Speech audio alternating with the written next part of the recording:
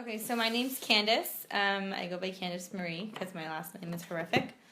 But yeah, so I live in LA. I am a clairvoyant, clairsentient, and I read tarot, and I'm also a Western astrologer. Part of my focus is to actually do a lot of work in psychic development, especially because I'm young, and I think that it's important to have somebody who understands and works with people who are starting to have spiritual ascension symptoms, or who are starting to like wake up and become sensitive and not really know what's going on, because that's what happened to me.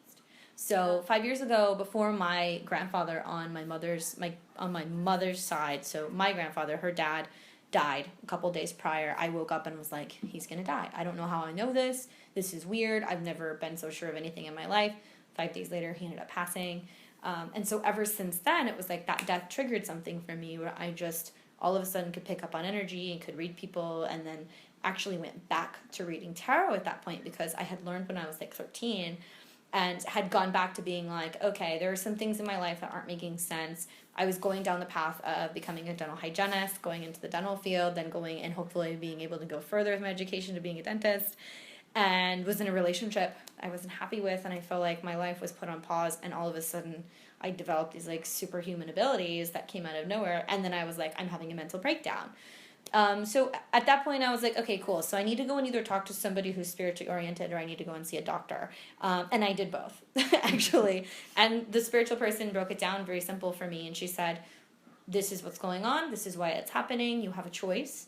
Your choice is this is how your life could be. And it will be very plain, and it'll be very evident, and everything will pan out this way. Or you can pivot and you can go in a different direction, and you can follow this, and you can follow what your soul's commitment was to doing it. I know that there are apps, and I've seen apps, and I've played with other people's apps that's like Card of the Day, or I have a friend that has an I Ching app. I think it's cool. Do I believe in it? No. I think that technology as a whole can be really great in some ways, and I think in other ways it's completely detaching us from human interaction.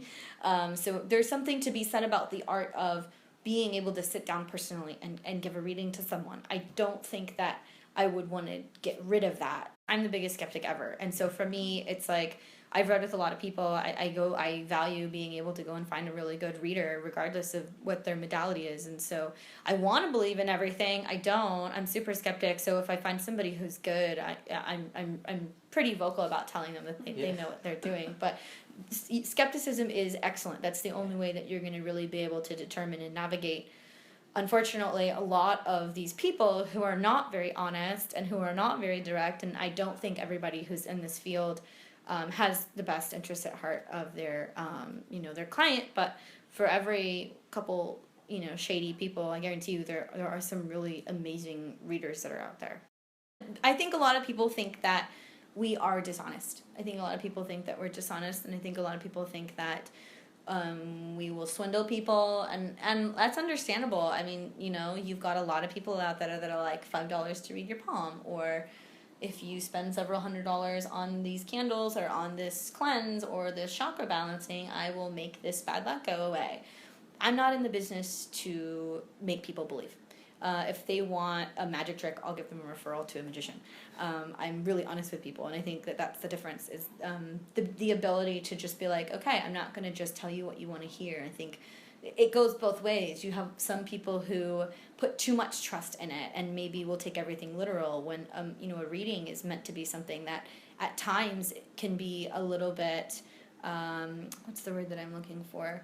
It's all about your perspective, basically, and how you break it down. And so sometimes it's literal, sometimes it isn't. It's just depending on what you walk away and what information you take with you, and it takes time to unfold and to develop.